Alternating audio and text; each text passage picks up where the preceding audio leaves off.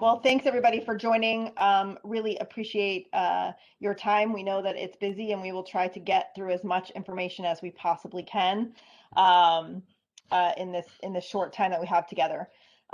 So wanted to just welcome you to our ideas of how to launch device as a service using emergency connectivity funding. So very excited to have Holly Davis here with us, and we'll introduce all of the people who are kind of helping us with this project, which is really, it's quite a project. So Holly Davis is the founder and CEO of Komplement. Holly, I'll let you just say a couple things about your background here. Yeah, so I have been working for business development with multiple manufacturers over the years. I started Komplement almost 6 years ago. And what we do at Komplement is help with not only business development within the SLED, which is state, local, higher ed, and K-12, but I also have been working with the E-rate program since its inception back in 1997 with the first funding year in 98. So I have been around E-rate for a long time, seen its many evolutions and changes over the years. And I'm also kind of like a guru, not just on that, but also federal funded programs. Absolutely, you are. Absolutely, you are.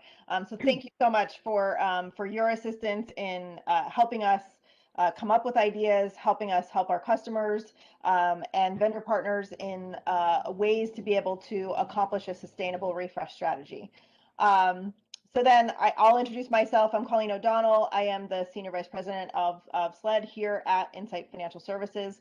We have a couple people helping me moderate in the chat. So if you have questions, you can put them in the chat, and both Andy and Michelle will help make sure that we try to answer those. If something does not get answered, we will make sure that we follow up with you and get those questions answered.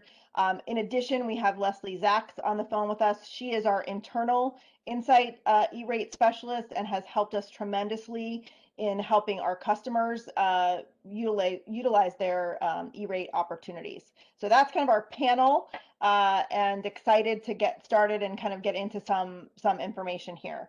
So the goals for our session today are basically how to prepare for the emergency connectivity funds, what's eligible, when to apply.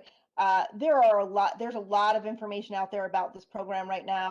We're going to try to give you what we know.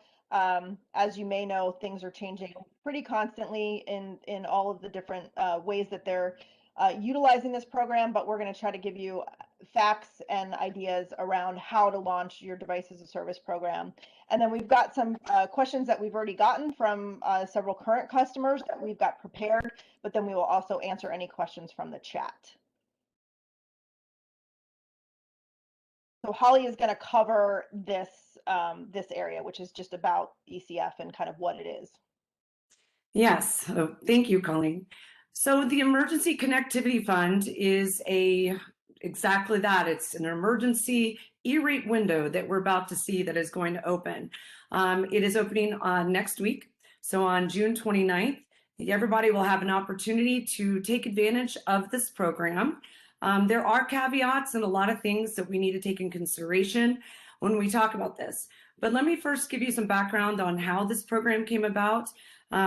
As you know, through the pandemic, we've had multiple different layers of pandemic funding that has been presented or given to schools. And, you know, we had the GEARS Fund for the governors to distribute. We've had ESSER funds through the CARES Act. Again, the CRSA Act came out in December, January, and it provided more money there through ESSER 2, as a lot of people are calling it. And then the American Rescue Plan happened. And under the American Rescue Plan, they did a set aside of $7.1 billion to be managed by USAC this time, rather than the other pandemic fundings that actually went to the state and were managed under a grant platform. So this program, I think we're going to see a really interesting ask of the government through the USAC and how it will be managed by them for the ask of that $7.1 billion. Now, there are a lot of parameters to it. And as Colleen had mentioned, there are changes and new information that are coming out every day.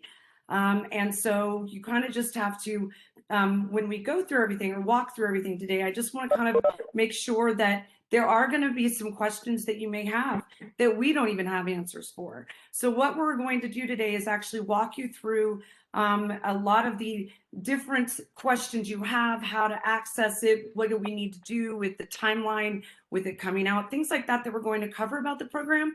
But I think it's really important for everyone to know that a lot of it is also taking the documents and the things that have been presented by the FCC through USAC to giving us this information. And there are two main documents that are very important here. The May 11th document that the FCC put out that covered the program, but then the clarification document that came out on May 28th. Okay. So Okay. let's. I was gonna just say, I just wanted to cover that that who's eligible. So K-12, charter schools are eligible, obviously libraries as well. So you're fine where you were. Um, and then you mentioned that that USAC is managing this program, and then I think you were just getting into potentially what the filing process is. So maybe we can start there. That'd be good. Yeah, that'd be great. So as Colleen pointed out on the previous slide, we actually talked about the schools. So who is eligible? So as you know, the E-rate traditionally is for schools and libraries, but this program is created for not anything that is on campus. This program is for things that are off campus, things that support the remote learning initiative. So it's a twofold. It's not only just for that endpoint, that connectivity from a device, that the campus, the student would need to take from the campus and be at home, either for, that remote learning with the collaboration with the faculty, the teachers, which devices qualify as well for the faculty and staff, those teachers that are needing to collaborate. But the program also covers things that are like getting connectivity to the students. So that's getting them wireless connectivity. But let's talk about the program real quick, about what is that process? What are we looking at that is going to take place come next week? So Colleen, I know you're getting a lot of questions about this and trying to help everybody decipher, what do we do? What happens on Wednesday next week? Well, there's still actually mad rush for $7 billion. I know, $7 billion, right? And everybody wants to get a piece of it, especially because the other thing that's unique about the program is you're supposed to ask for what you need. And they're going to pay 100% of that. As everybody knows, on the original traditional E-rate, it doesn't normally work that way. So this is a very unique opportunity for everyone to take advantage. But there is a window. There's only 45 days, okay? So on Wednesday next week, so on the 29th, when the window opens and everybody's able to go and file, there will be through the EPC portal, they're actually going to have a link, a connection to get to the Emergency Connectivity Fund application. And instead of doing a typical process with E-rate where you would normally file a 470 and do a competitive bidding process, that is not happening with this. So they have removed the competitive bidding so that they can very quickly get to funding and to getting ready for this next school year. So I'm sorry, I apologize. I did want to say though that they have to follow local procurement laws, right? So yes. So if you either have gone out to RFP for your preferred vendor, or you can also use a cooperative contract. So as example for us, we have several awarded contracts specifically for technology leasing. So we have the OETC contract, we have Choice Partners and Allied States. Several of we have several vendor partners who also have cooperative contracts that cover not only what we're talking about, device as a service, but then also the equipment. So that's kind of the process, right? Either you have an RFP in place that you have with your preferred vendor, or you use a cooperative contract. Is that correct? Yes. So I always recommend that when you start down this process with a customer and you are wanting to make sure that everything goes smoothly, the first question you should ask is, how are you going to buy? What is your procurement office going to require? Even though there are special rules of engagement around this program, they are requiring that you have to have, or you have to go through local procurement rules, which it's great, Colleen, that y'all actually have those contracts in place. So it makes everybody, it gives everybody an easy button that they can hit. Exactly. Okay. So let's go to the next. This is a little bit about some ideas that we have at IFS on how to launch your program. There's a lot of things that you can do in terms of looking at the whole entire life cycle. But what we're trying to do is help you leverage that funding, basically ordering equipment today with a refresh plan in mind. And one of the things about this program is that you have the ability to bundle the equipment and services and pay with a single payment. So we have the ability to structure a lease that's multi-year, but with one payment up front that gives you flexibility to manage that device life cycle and basically helps you develop a sustainable refresh program. I mean, I think everybody knows, especially with these connected devices that are going to students, that they have a minimal useful life. And what we're trying to do is think strategically long term. So it's so great that there's been a lot of funding for schools, and obviously it was very, very needed. But we also have to look at the sustainability and what's going to happen in 3 and 4 years when this equipment needs to be refreshed. And that's really where we come in terms of building a program.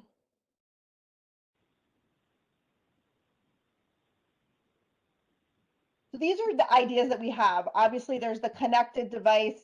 There's any type of license. A lot of districts that we've worked with over the years have struggled to actually include ADP or warranty just from a budget perspective. So that's something that can potentially be in this life cycle.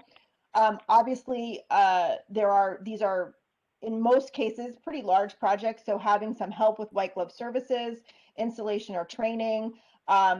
One of the pieces of this program is that you do have to keep track of this equipment.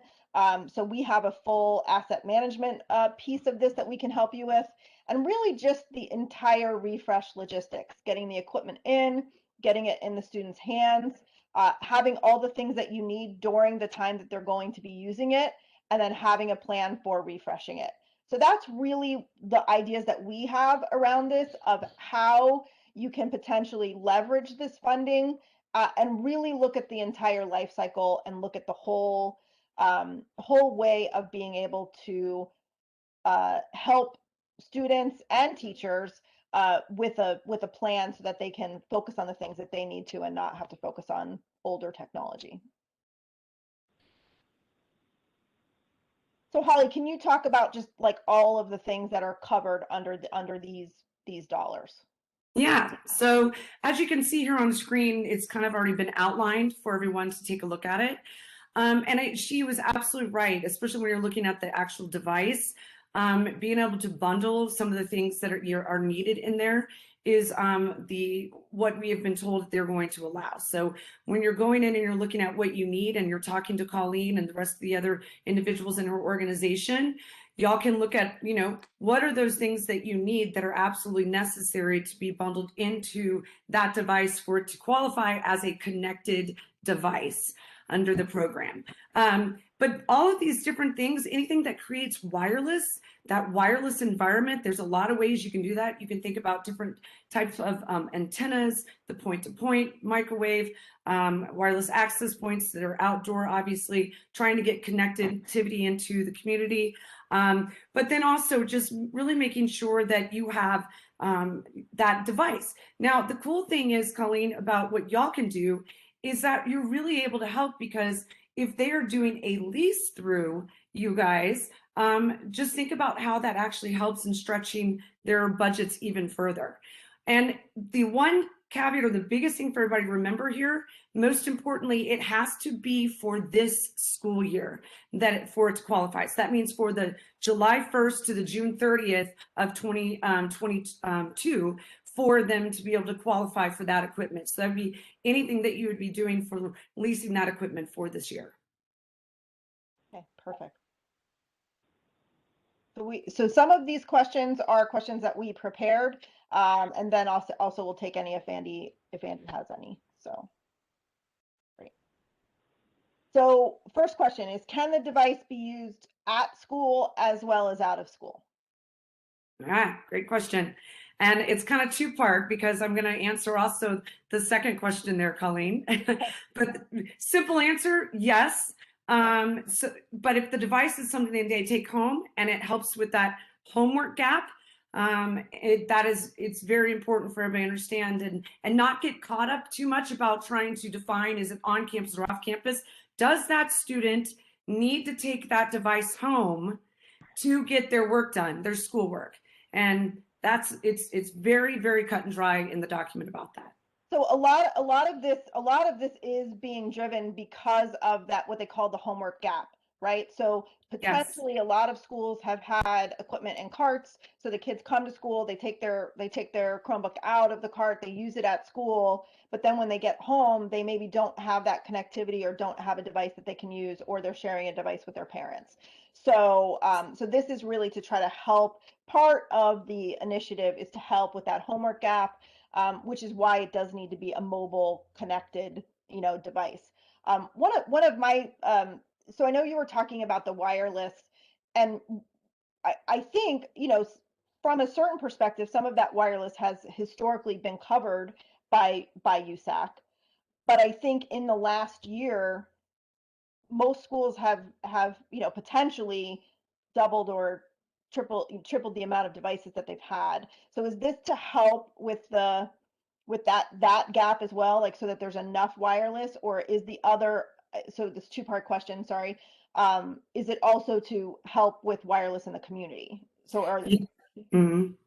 It is. And so, as you know, like they call them Wi-Fi hotspots or the air cards, things like that that are necessary to ensure that that student has connectivity.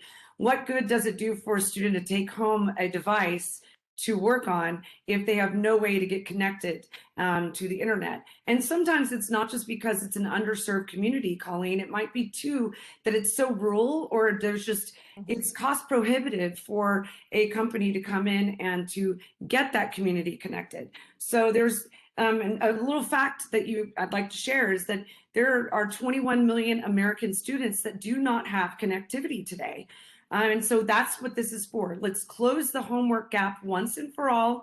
And let's make sure that if we ever had to shut down again, or if anything happened like this pandemic, which of course we don't want to see that happen again, but that we would have students that are connected and no child is left behind. Right. So interesting enough, I mean, like back of the napkin type of math, right? If you take that, there's that 20 million that really struggle with connectivity, that actually maps out to the $400 target of what you can apply for. That, I mean, like I think that's correct, right? Yeah, I think they had to put some type of cap and parameter on it, Right. just because they didn't want people to get crazy with the bundles and not have enough money to go around. Right, right. So Yeah. $400 is the number, that would include the device and any connectivity and all of those things for the device. And then what's the number for the wireless access points? It's $250 Okay, is the okay, cap. okay, okay, great. So I think so this is a question that I've gotten a couple of times from current customers. So they're one-to-one or very, very close to one-to-one. They already have a district-wide refresh plan. There's some language in the program regarding uh, certifying that there's a need, that there's an unmet need. Can these devices be brought into the district-wide refresh plan? So I'll just give you like one example that I know for a fact with a current customer, which is that their devices are expiring, their Google licenses are expiring. So then their plan is to bring that next group in. So can you just explain that the devices, like how they can work into their current refresh plan? Yeah, so one of the big things that is we're all talking about is what is considered, refresh to the government, right? And what is that terminology to them? because they clearly state in the May 28th document about the Emergency Connectivity Fund that obsolete equipment is anything that is at 3 years or older. I know that, even if someone did go down the path of distributing or getting new equipment last year, that's a big undertaking to really think about going and asking for that funding, and also being able to feel comfortable with checking off that box, right, that says that I am stating that we do need these devices for this school year. So those are some things to keep in mind. Refresh, I think, is the word we all get caught up on, I think, in our industry and what we do day to day. But for schools and the way the government looks at it, 3 years is what they consider obsolete equipment, where you're able to actually do something with it at the end of that life cycle. So if they already have this established refresh plan and they were going to replace devices for a couple of grades each, they have the ability to submit for this for those devices. If I'm Yeah, understanding you correctly. and Colleen, I like to look at it this way and keep it really simple, especially because this is one of those questions a lot of people are asking, and the government has not clearly defined or answered them. We will see more come out about this, but this is what it says. If it is necessary and you have to have it for this school year, for those students to have that access and that connected device, then it qualifies, it's eligible. So that's whether you're leasing it, or it really doesn't matter the necessary way of looking at what path you're going down. Do you need it, right? And is it something that you have to pay for this year to be able to have it? So hopefully that helps you and everybody out there kind of clearly understand. Right. Perfect. Thank you. So I mean, this kind of ties into what you were just saying, right? So leasing equipment using ECF funds. So can you just confirm that they can use leasing? Kind of your thoughts on that? Yeah, so my thoughts are on anything that isn't in the May 28th document, or even what's the initial document on May 11th. It doesn't say you can't lease, and so it's up to you. It's up to you as a school to have to make those decisions on how you're going to do this. Leasing, though, helps you with your budget and also for your refresh plan. It's a very smart way to go.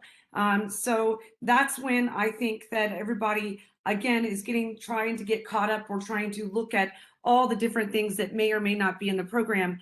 But you are able to go ahead and move down the path and do a lease under the program. Great. Okay, so another question is just that things have been very delayed in device shipping and procurement. So kind of really trying to understand,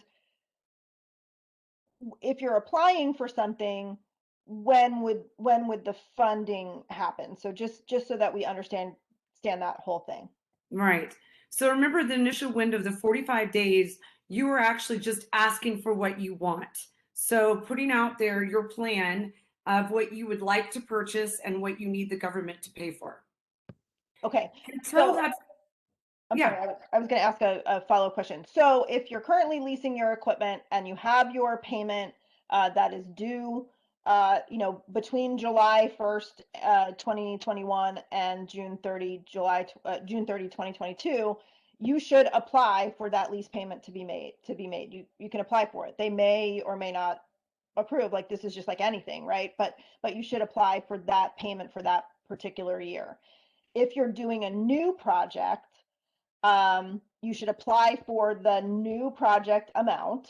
And in the case of like what we're talking about, which is the idea of device as a service, what we would do is have all of the things that we were talking about in that circle bundled. You'd request the bundle, which is X dollars, like we need 3,000 devices times 400. And then we could, as a company, do a one-time upfront payment for that lease term, which is 3 or 4 years. So, so does that sound right? Like, that's kind of the strategy for applying? So the payment, or what they would actually be applying for, would be to pay for what they need for this school year. Okay. So as long as it is covering what they need for this school year, then absolutely is part of what they need to ask for. Okay. And there's no reimbursement or ask for funding back from the government until that 45-day window closes, and also funding commitment letters are distributed. But if a school chooses to go down the bear method, which that means they get reimbursed 100%, they can move forward at any time. They can get their PO and get the process rolling. And so then once they get the funding commitment letter and they take the devices to receive what they need after that time frame, then you are able to move forward, and they can go get their money from the government. Right. So as an example of something that I'm working on right now, which is leasing was part of the strategy. Actually, devices as a service is part of the strategy, including all of the pieces of this, which are warranty and device, and they had already planned on doing that. So they're moving forward with that so that they can get in the queue for devices. And we're structuring it as a device as a service type of plan. We're waiting, delaying the first payment until we find out what's going to happen. So they're going to go ahead and apply for ECF. We'll get the purchase order placed to the vendor so that they can get in the queue, and then we will decide on the exact payment terms, whether it is a multi-year agreement or a one-time payment up front, based on when the funding commitment letter comes.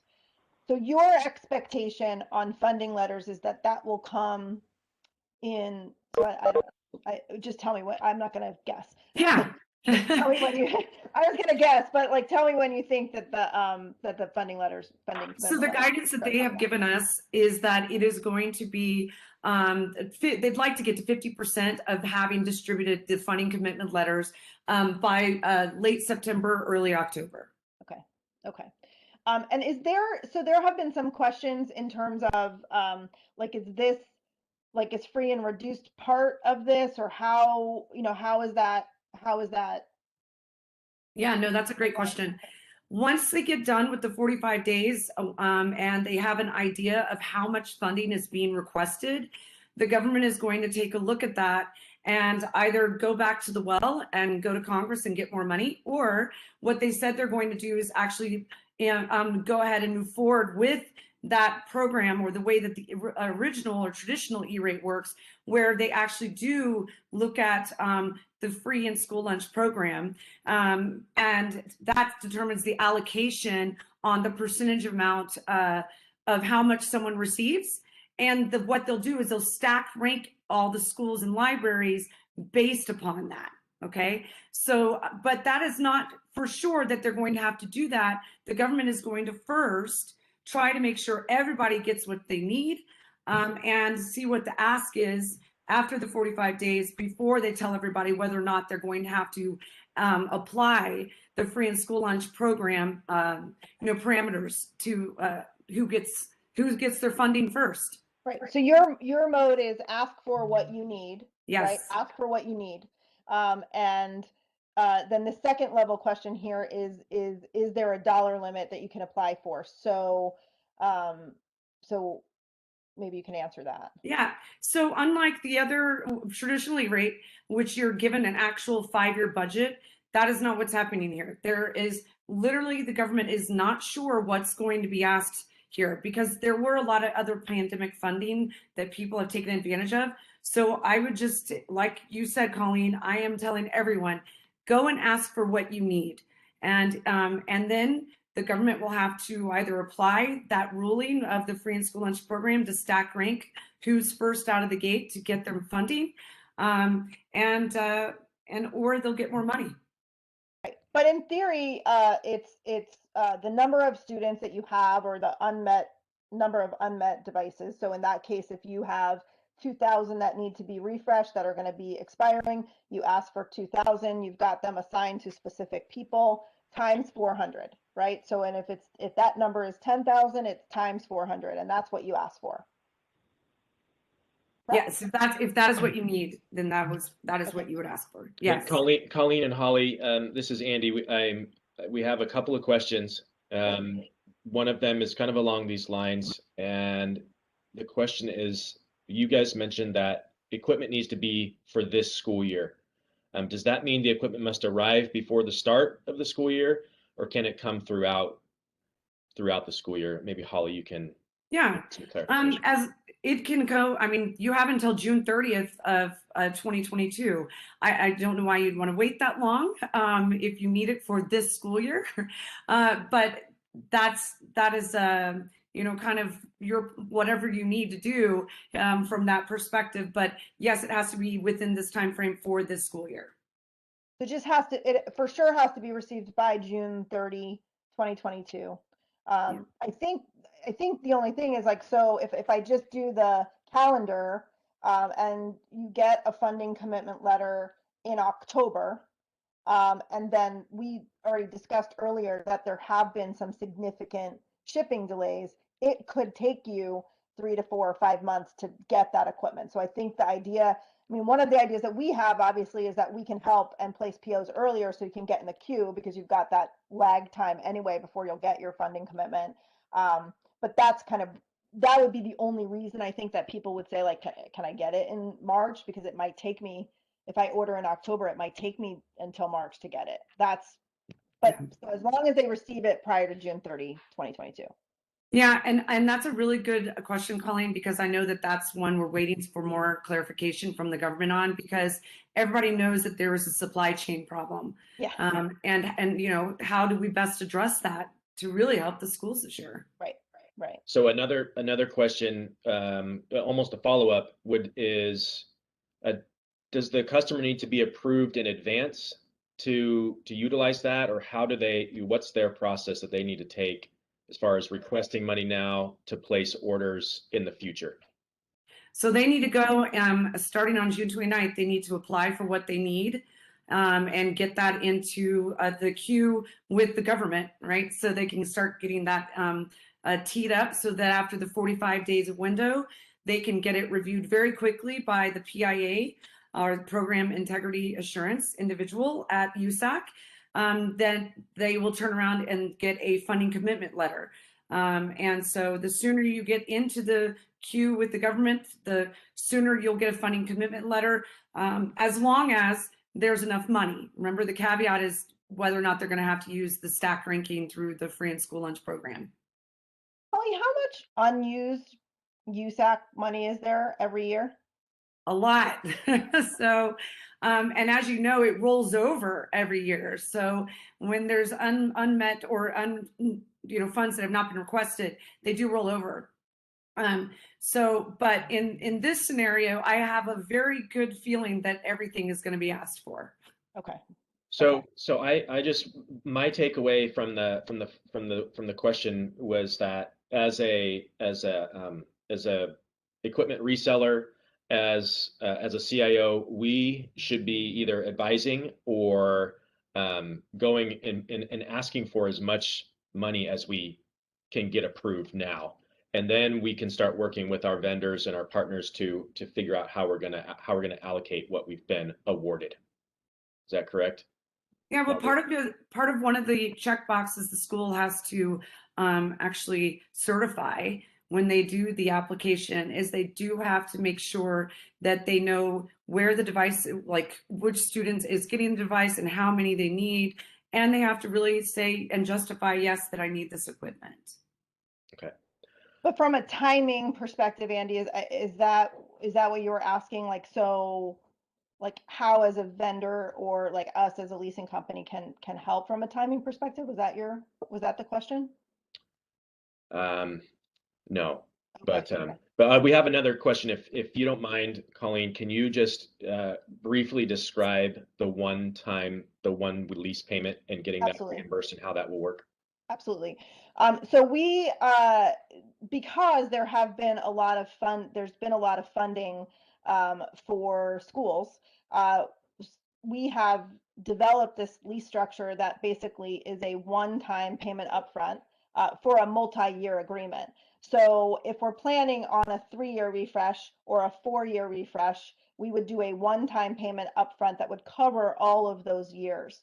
So that will allow you to start building the sustainable refresh, work with your board and cabinet on the knowledge that these devices really only have a 3 or 4 year life. and that you're building a program so that you're not in the Chromebook business, that you're in the teaching and learning business.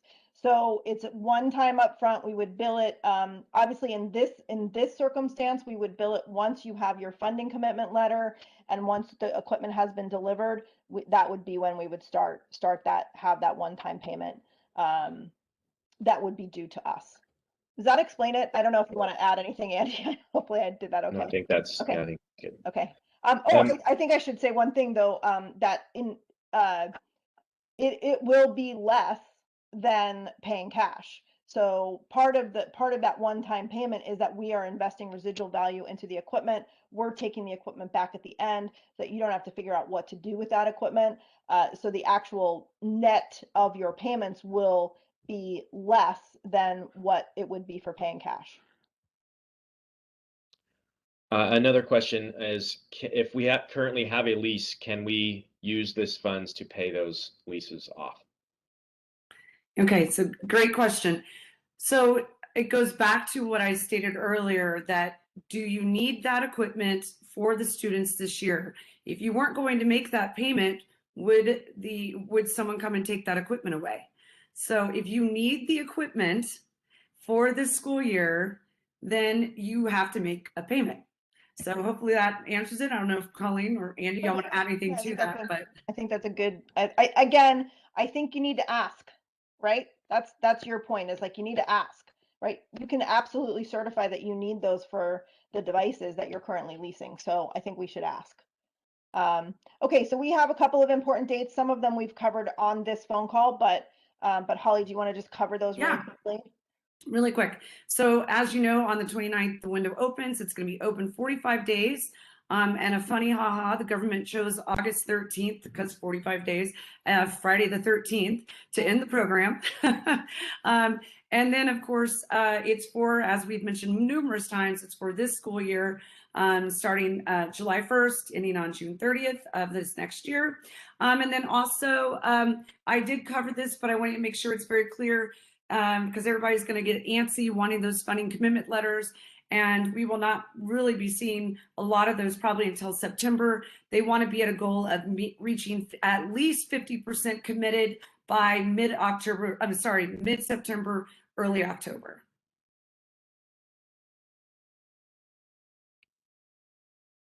Okay, so are there any other questions, Andy? Yeah, there's one more. Okay. Holly, has there been any indication as to if this is just a one-time, truly an emergency funding, or is it anticipated that this is going to continue? So part of it, I'll give y'all, it's okay, Andy, I'm going to give you my 2 cents Sure, as watching please. the evolution of the E-rate program over the years.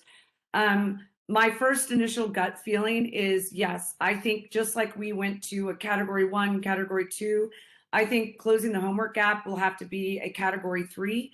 There is a talk, and I don't even know why they put this into the document, but there is a track or talk point that they have in the May 28th document that actually says, if all the funding hasn't been fully funded or whatever, they're going to leave it in a big bucket for multiple years. I don't see that'll happen, right? Because I think everybody's going to ask for that 7.1 billion, and they will hit that number. But I think we could have a category 3 down the line, because it's just like when you build a bridge, you have to also maintain that bridge. And that's something I think we'll see happen here, is where they're going to have to actually make sure that they maintain that homework gap that they've just closed. So that's my crystal ball prediction, but we will see. Many of the funds this year have been one time, right? So I think that's part of trying to figure out like what's sustainable, what's going to happen, and then again, of course, depending on free and reduced, if that does end up being part of this, obviously it's how do we work this program so that you're able to maximize the ability to have equipment that does the job, minimize your obsolescence risk, build something that is that is budget proof, and then trying to include all the things so that as you develop a device as a service program or develop a sustainable refresh plan, that you've got some funding that'll help you with that.